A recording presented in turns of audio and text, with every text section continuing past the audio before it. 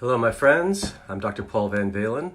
I've been doing a series of videos and I'm beginning to group them by series. So this is tough question number 1. This question was asked of me last night in Brooklyn. I wasn't in Brooklyn. We were doing a Zoom meeting for a church in Brooklyn, and I spoke a bit and then we had question and answer, and one individual asked, how do you handle when someone you love is terminally ill or has died and you can't visit and there is no funeral? And so that's today's first tough question is, what do you do when someone is terminally ill or seriously ill and or maybe dead and there is no funeral?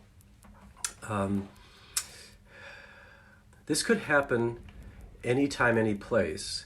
It just so happens that everybody is at risk for experiencing this right now.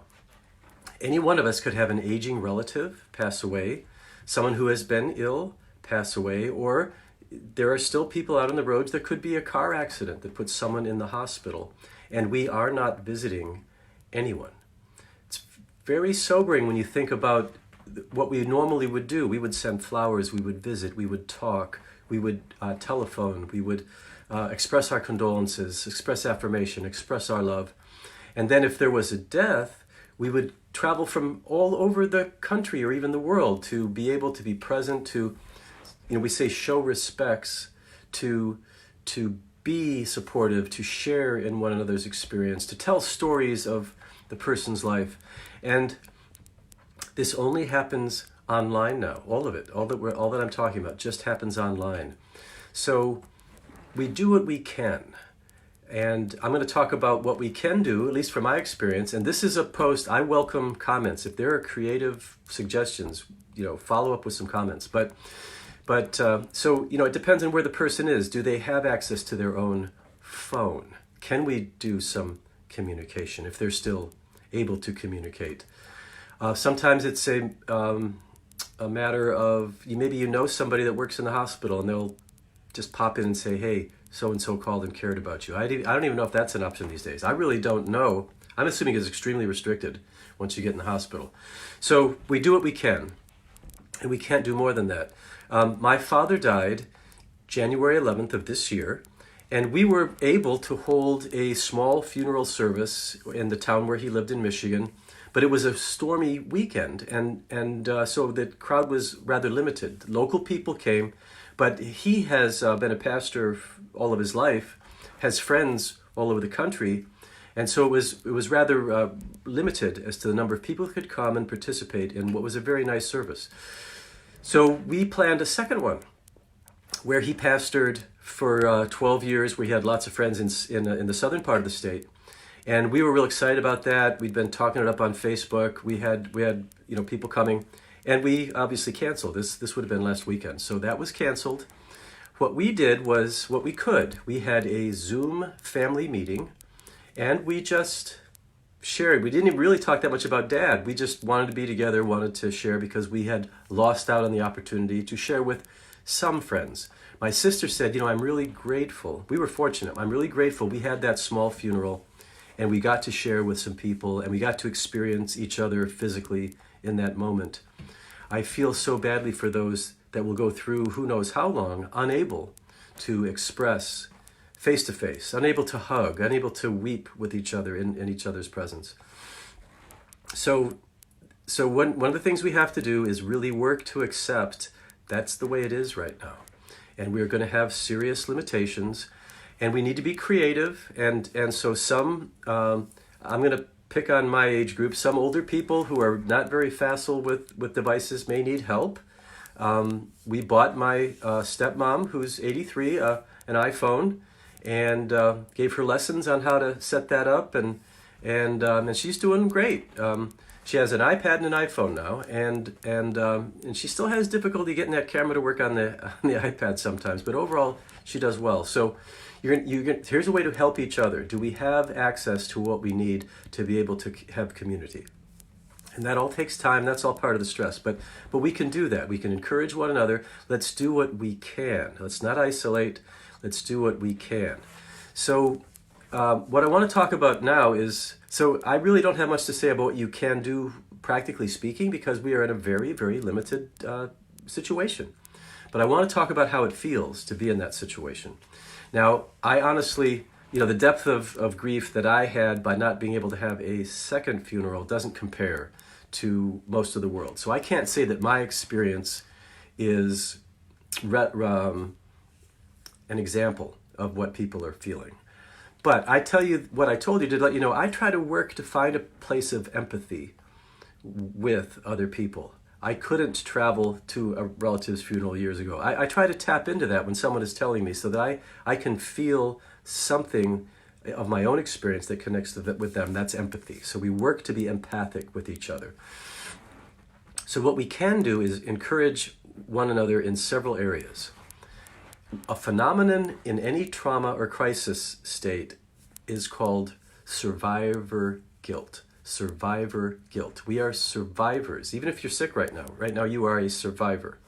I just heard today that New York had over 500 deaths yesterday. It makes up a big chunk of the national number. So New York's still on the rise. There's still a lot going on. You may not be feeling this at all, but just be aware that some people someplace are going to feel survivor guilt.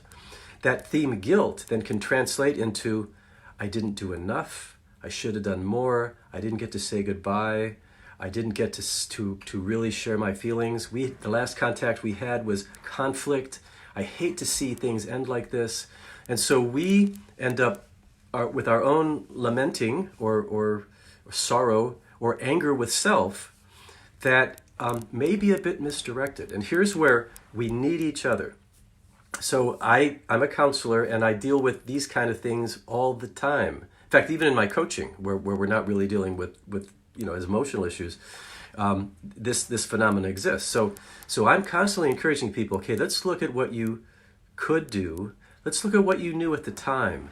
I mean, you didn't know that it was urgent to make a connection. You didn't know that it had to be done today. We assumed there was tomorrow. We assumed there would be this next opportunity. So we live our lives with the storyline that fits the moment.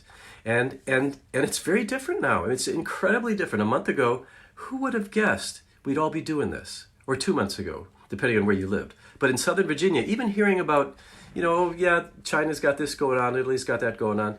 I grew up through many pretty significant things that I'm now learning about. When I was a kid, we had stuff going on. But if it doesn't affect you right now, it doesn't weigh that heavily on you. Right now, this affects everybody. So watch for survivor guilt or guilt that I didn't do enough, shoulda, coulda, woulda. The shoulds in your head create anger. And you can direct it toward others. They should have told us this sooner. Or you can direct it to yourself. I should have done this. We really want to watch that. And as you're encouraging each other, listen for that. You can say, you know what? You're really laying a heavy one on yourself. Maybe we can figure out a way to lighten that up a little bit. And so I'll tell people all the time, yes, what you know now, you would have done something different. But what you know then was what you knew then. And that helps people. They realize, okay, I think I maybe did the best I could given the information that I had and the resources I had at the time. This is a very important thing to remind each other. So that's point one. Point two that I want to talk to you about today, you will hear from me many, many times, and that's we need to help each other accept the limits of our influence. That's the phrase, the limits of our influence. I'm telling leaders, I'm telling parents of adult children who are misbehaving, you have to accept the limits of your influence here. There's a line where on this side is my responsibility, and I am responsible to figure out what can I do and do it. But over here, this is not my territory. I call it God's territory, and God will do what God's going to do. We can pray, we can ask, but God's going to do what God's going to do. And so in this time of significant illness, some people are going to get sick, some people are going to die, some people are not going to get sick, some people are only going to get a little bit sick. And from what I hear lately, nobody really knows all the variables. We know that if you were already sick, that's really rough. But there are cases that we hear about where, very young people get really, really sick. So there are some variables we don't know. We have to accept that reality today. We have to encourage the researchers to do what they can. But even more knowledge won't change what is happening right now. We're where we're at. So we really need to practice empathy. And this is, you'll hear me talking about this. I posted a little YouTube about Brene Brown kind of trying to define empathy. And many times it's just being present. It's a ministry of presence. You don't fix things. You don't try to make things different because you can't. So it's a very acceptable phrase when someone says, I've lost somebody, to say simply, I'm very sorry for your loss. It's okay. You don't need a lot of words. If you do know the person real well, you can share more, but that's a true statement. I'm very sorry for your loss. I'm very sorry for the people that are afraid right now for their relatives who are on the front line getting sick. I'm very sorry for the people who are ill themselves or been exposed. Today we're dealing with an issue. We just learned that our first patient is sick. And so we're trying to figure out when did they come in and what do we have to do. So this is everybody's world right now. This is everybody's life. We are not going to go to funerals except online. And it won't be a funeral with a body. It'll just be people celebrating life. And so here's another, this is going to sound maybe a little harsh, but if your loved one is deceased, it doesn't matter for them. We are grieving for ourselves. They are gone. We are here. And so really all of our funeral viewing and everything, that's for us. And so we have to look after us now. We have to really work not to walk in shame or guilt or self-condemnation. And we have to focus on the present. What can I do now? How can I share with people who are alive, who are living, who can talk? And then we get into our use of online communication, virtual hugs, virtual kisses. This is what we do. This is all we've got. So the 2 points I wanted to make today were watch out for guilt, either survivor guilt, why them, why not me, or the guilt that comes from I didn't do enough, I shoulda, woulda, coulda, mighta. You probably did the best that you knew to do under the circumstances when whatever it was started. Now we're in different circumstances. We're trying to educate each other, trying to encourage each other.